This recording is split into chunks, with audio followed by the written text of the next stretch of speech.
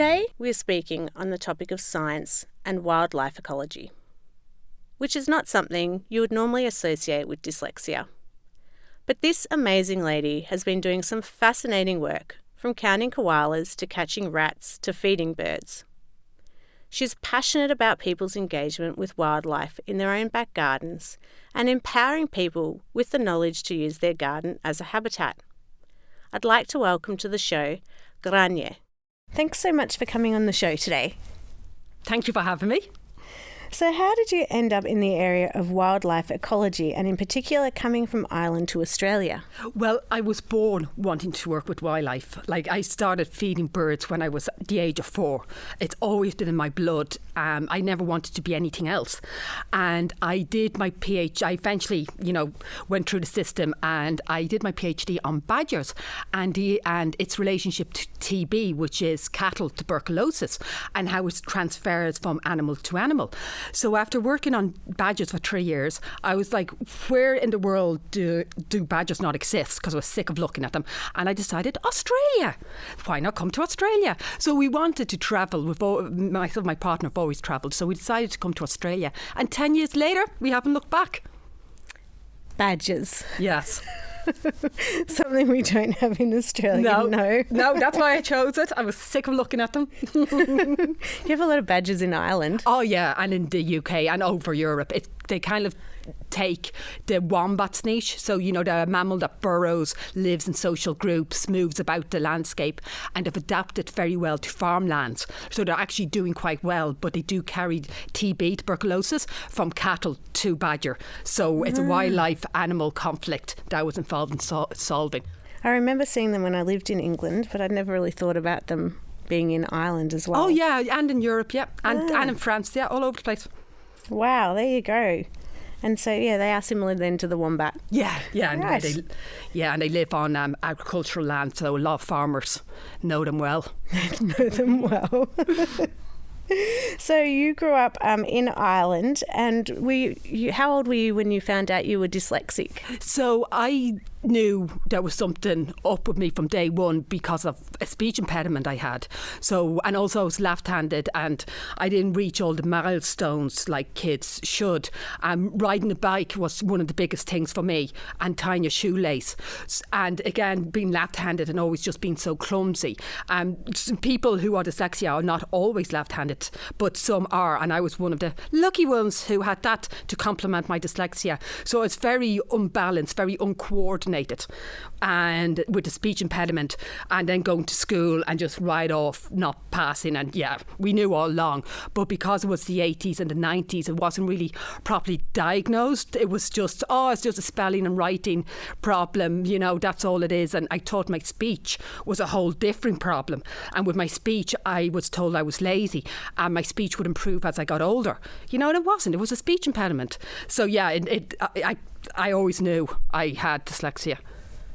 Because I found out about you when I was reading the article in The Conversation, and it really did resonate with me a lot, because in the article you talked about how in the workplace your grammar and spelling has really been an issue for you. So how did that story come about? How did you end up being interviewed for The Conversation? So that was in the ABC article? Yeah. So how I got why I wrote that article was because I turned 40, and that's a major, birthday milestone. And I had dealt with dyslexia all my life, and I got bullied a lot all through my academic career, and because of my dyslexia. So when I finished high school, I did a higher national diploma in wildlife management in an agricultural college, and that led me, just out of sheer persistence and want, into a second year zoology course. And out of that then I went on and spent a year chasing a PhD till I got one. And I've just worked so hard, and I've always wanted to be in academia, because that's where you really, that's where the knowledge is, and as scientists we get to talk about what we're finding. And I've always wanted to share that knowledge with people, and it got to a point where I'm still being bullied over it, especially from other academics, still the same remarks, the spellings, just the repetitiveness of being 40 and still hearing the same bullying words I heard when I was 20 when I was 10, and it was just a case of I really, I have been to my lowest point in academia, trying to make a difference, just trying to do something good, and just with the brilliance, I just can't take it anymore, because if it just can affect your mental health so bad, it can bring you down a really dark road. So I just got to a point where I needed to write it. I just needed to put it out there, and I just wanted to do it for myself. And I was hoping maybe that article would affect one little person, one other little Grainne out there that wants to, be a scientist but is dyslexic. So yeah, I got to that point where I just wanted to put my story out there, knowing other academics would read it, and just had to have the conversation that we can't bully people anymore. And in academia, bullying can be really significant. Well, I have to thank you for putting your story out there, because I was inundated with people contacting me saying, please do a podcast with this lady, because your story was so amazing and it touched so many hearts. And honestly, I had so many people contacting me saying, have you seen this article? Oh, so I was so excited when you agreed to come on the show to talk about your story, because mental health issues, it's huge for people with dyslexia. I mean, we've had a lot of people come on the show, and the show is about talking about all the successes that people with dyslexia have, but it's also talking about all the challenges we have, because it's, for a lot of people, daily challenges. And so to be able to come on the show to talk about the struggles as well is really fantastic, and for you to put that on paper and to open up about not just your own challenges but also what's happening in the world of academia. I mean, I'm just putting my toe in the water with starting my doctorate, and I'm lucky that I'm in a really supportive environment with my supervisors. So thank you for sharing and coming on the show. It's my pleasure, and I'm just so happy that people got something out of my journey, because that's so important. Because when I would be going through it and it'd be like, why am I still doing this? Why am I still trying? Why don't I stop? Because I was first diagnosed when I was in England doing my degree, and I was in, I think, third year university, and one of the lecturers caught on, and England had moved up a bit where they were now actually had a psychology test that you could do to find out whether you were dyslexic. And I remember going into that exam and just being all happy, thinking she's just going to say I'm a little bit dyslexic. That's what was always a dirty secret. I could never talk about it. It was always like, don't tell people you're dyslexic, hide it.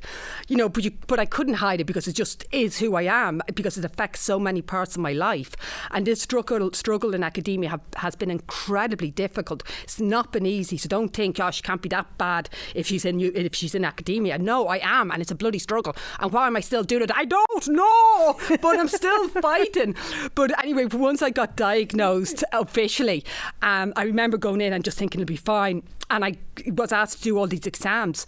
And one of the ones was a puzzle, that you had to put the puzzle back together. And I could not do it. And I remember just, trying, and my confidence just kept going lower and lower. And I thought, oh God, why can't I do any of these? And the other one was saying, like, said X, Y, 893, say that back to me. And I couldn't. And by, when we were just finishing up the test, the psychologist said to me, so you're in third year university? And I said, yeah. And she goes, you should have never gotten this far. And that blew the confidence out of me, because it was just like, see, I should just give up. Everybody just tells me to give up. But I just, wanted to keep going. So I came out of that exam, she said, on a scale of 1 to 10, because don't forget, dyslexia is a rainbow. It has different scales. It's got, think about it as, different shades of grey. And to put it on a scale from 1 to 10, she says, you're a strong 6. You shouldn't have gotten this far. And I just went out and I just thought, why am I doing it? But what kept me going was just the want to make a difference in the world, the want to get people to look out their gardens and see birds and make a connection to wildlife, because it's so important in mental health as well, especially in an urbanised world.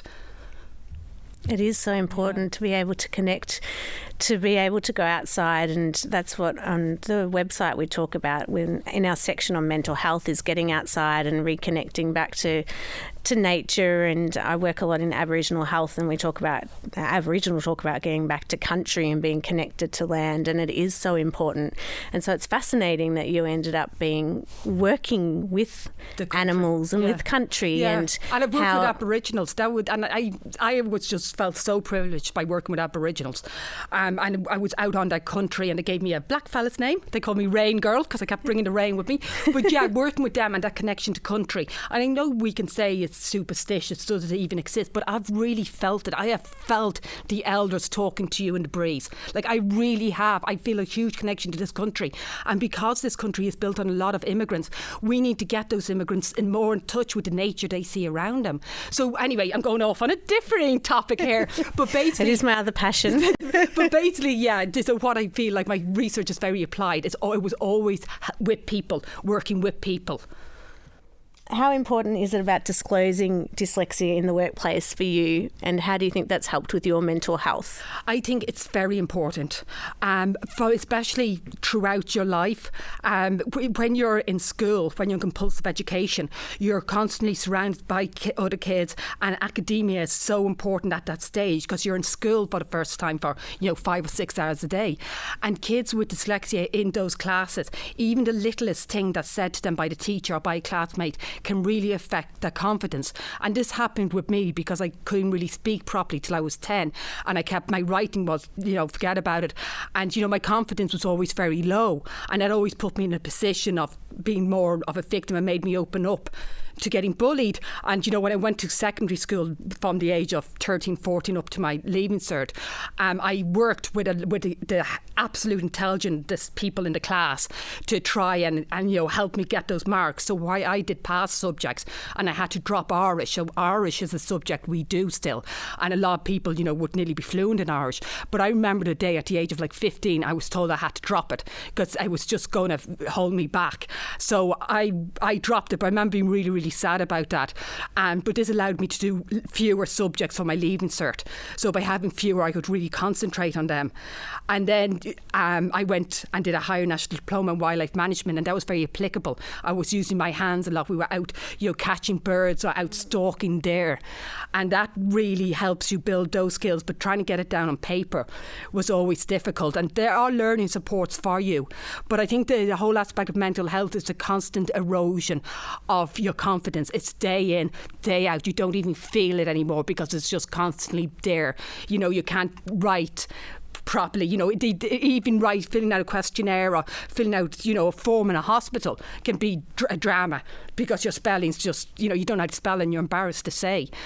So I feel that it's very important to let I feel that at my stage I had to let people know I had dyslexia, to put it out there so people just couldn't bully me anymore. That, look, I didn't ask to be dyslexic. I'm just trying to do the best I can for the world. I don't want, I really don't want to be dyslexic, but that's how I am. And one thing about being dyslexic is if you do leave school early and you go into a trade or you go into something where you're not dealing with numbers anymore or dealing with spellings, your confidence can grow back. But once you stay in academia, it's constantly, the spotlight is constantly on your spellings and your writing, because academia is so much about getting those papers out there, so much about getting the statistics. But the reason I stay in academia is that often to be a science communicator and talk about your work, talk about wildlife and get to be on the radio and share your stories. So if you're constantly getting the light shone on your dyslexia, it can really erode your confidence. But for me, staying in academia was about being able to share my knowledge, and that was so important to me. And and a lot of scientists, they think they can just talk, and it's not. It's often very difficult to understand them. So part of what I wanted to do, because I big words scare the holy hell out of me. I can't use big words. I don't often, even in radio like this, I'm doing everything I can not to pronounce these words because I know I'll trip up. Yeah, the mental health aspect of it is I had to come out and say I was dyslexic just to stop the bullying and just to put it out there, and so people can't use that excuse anymore. Did you feel better afterwards? I did, with the amount of feedback I got back in terms of other people coming up to me and saying, I'm dyslexic too, your story resonated with me. Stories like, especially growing up, in the 70s, 80s, 90s, before computers. I remember going into school and we would have a spelling test, and you'd be asked to learn your spellings, and apparently you just say the word 3 times, you spell spell it 3 times, you write down 3 times, and that's it, you know. So of course I would do it. Never worked. So you'd go into school the next day, you do your spelling test, and it was a case of everybody stands up in the room, and you sit down as you get 10 out of 10, 9 out of 10, 8 out of 10 right, 7 out of 10 right, and I'd be still standing. 6 out of 10 right, 5, and I'm still standing. Eventually the teacher's like, Grainne, you just sit down. You know, and it hadn't just been picked out as well and people known, but at that stage I was just like, you know, how many, at least I did better than yesterday, got 2 right today, you know, and a lot of people resonated with those kind of stories of being in school and people just not really understanding what dyslexia is, being told I was lazy, especially around my speech impediment. I was told I was lazy and it would get better as I got older, so I grew up thinking I was lazy, and it's not as a bleeding speech impediment, but I grew up thinking I was lazy because I was labelled. And then with the whole spellings and being left-handed, and you know, it really does become you, because so many of your aspects are affected by your dyslexia. What were people like in the workplace when you started talking about it? How did they treat you? Well, no, everybody just says, yeah, that's fine, no worries, and that's it, nothing. No, it'll help now.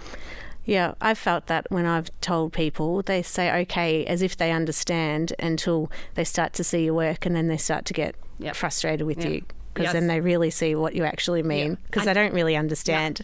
They don't, and that's what I get with when I'm drafting up papers, scientific papers, is a lot of that.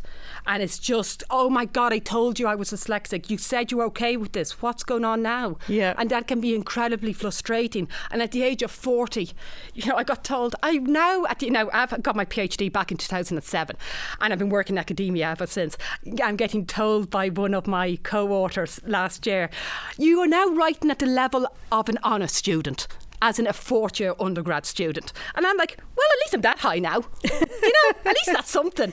But with my because my work is always so applicable, I'm always communicating, and I'm always trying to write for blogs and papers that want you to write and talk in simple science to pass on knowledge. So I feel that being dyslexic has helped me do that, because I just have to break down other people's work so I can just understand it. So then you're in a good space, because you're writing for simply for people to simply understand. Exactly, and that's where. So at the moment I'm writing a book that's going to be called Aussie Bird Tales, and it's all about how birds are storytellers, and how you're walking around, you know, going from your house to the coffee shop on your way to the train. You're actually walking through a bird's territory, and those birds, like the ravens, the magpies, are always watching you, and they're always learning from you, and they're identifying you, and they see, oh, she's late today, oh, here she is on her way back. And I got these amazing stories from the public about interacting with birds in their back garden. So I'm bringing all the scientific information and their stories to make it into a really easy to read book, but still highly, you know, scientific, and the content still highly relevant, but just written a lot more simply. And people say, yeah, you shouldn't be doing that. You know, it's academia. You need to be at a certain standard. Why are you doing sharing, opening the gates? Don't you be doing that now. What strategies have you put in to help you in the workplace?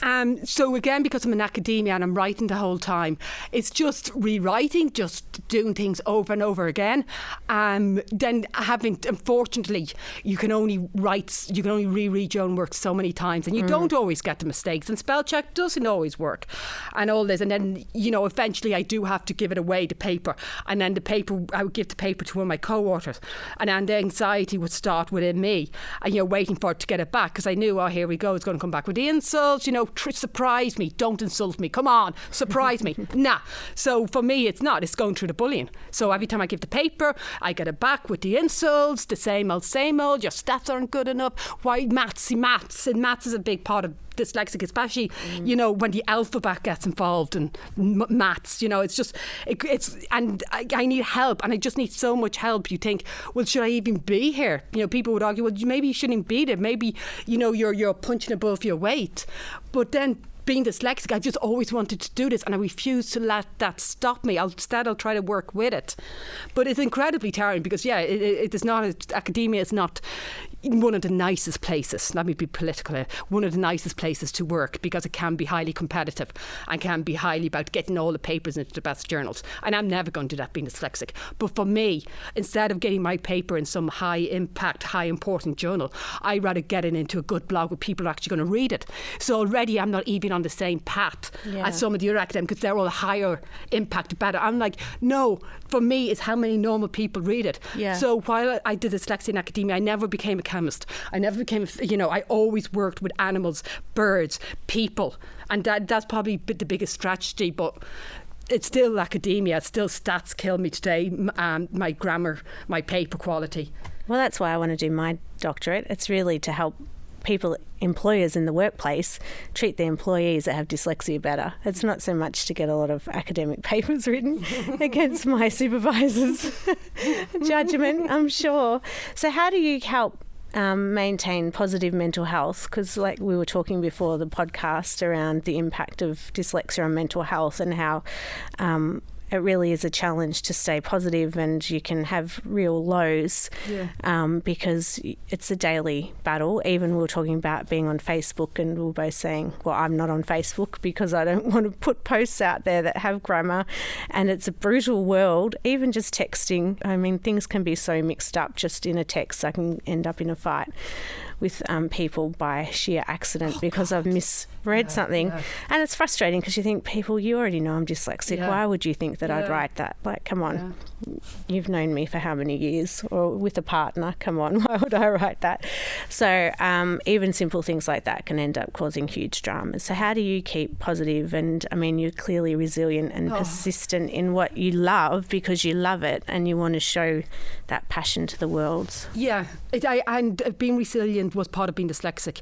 Being resilient was going in, failing, NGs, no grades, just failing, and it just builds your resistance, because I just had a passion. I just had this burning spark in my belly that said, just stick with it, it would be worth it. You're on a path, you're going to do something. And I just always followed that path. I knew I was dyslexic, and I knew if I was going to work with somebody, it's going to be something I bloody well love, and that was the wildlife. But the constant knockdowns of staying in academia has led to me having really bad anxiety, and of course that has led to depression. And I have been in academia for the last 20 years. I started when I was 19, even before that with school, and it led to very bad anxiety for me, and then eventually to depression. And it got to the point where because I based so much of myself on my job and what I do, that I would take it as a personal insult when somebody would write something negative back on the paper, because I would be trying my best. The amount of times I left university crying, it's too hard. But music, a good song like Frank Sinatra's High Hopes, just, there is high apple pie in the sky, hopes I've got, high hopes. So it's just keeping the faith and believing in yourself. But I am on antidepressants. It did get to that point where, I had, and I have been speaking to counsellors since I was 19.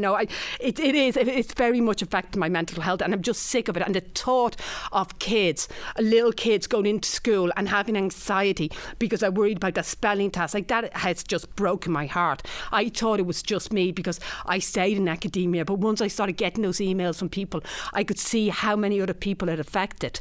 And I just want today, like with teachers, it's just little things, teachers. It's just even if you think it's funny, just a slight little comment about a bad spelling or saying something backwards, that still affects those students. They carry it with them. Thank you for sharing that, because on the website I talk a lot about accessing a counsellor or a psychologist, and I've talked very openly about having a psychologist actually ever since I was diagnosed with having dyslexia. I've had a psychologist, and I talk about it openly, and my family laugh about it all the time.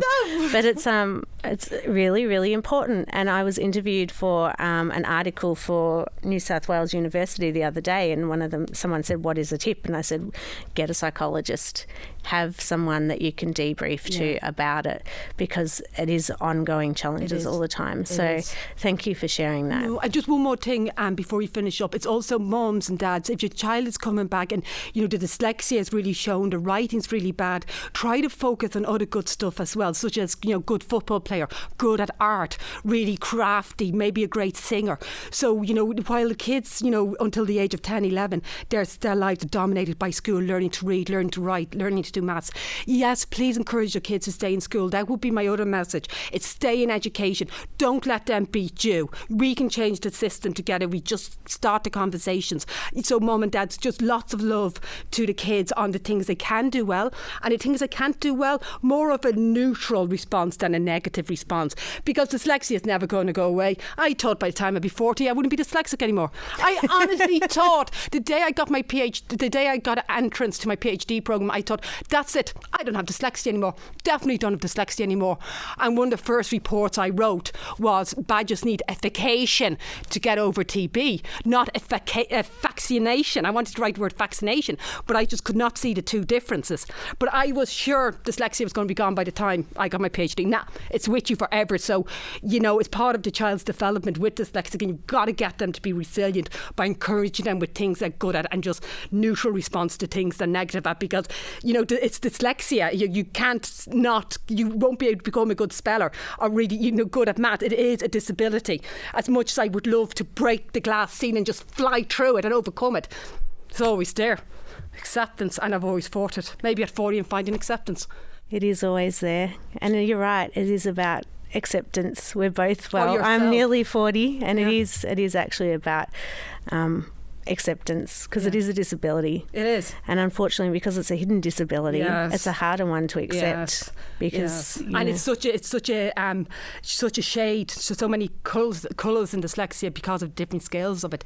The other thing I read that was really interesting was in teachers, and that if they experience someone who has dyslexia and they get to know that person has dyslexia and works with them, they get more compassionate towards people with dyslexia, and therefore educators, when they find other people with dyslexia, are more compassionate and are easily able to cope. So as dyslexic people, we do make an impact on people, and, you know, by dealing with one dyslexic person does teach these non-dyslexic people how to deal with us a bit better, and those skills can be transferable. Yeah, they can, because 1 in 10 of us is dyslexic, so there's a lot of us out there. And we ain't going nowhere. No, we sure aren't.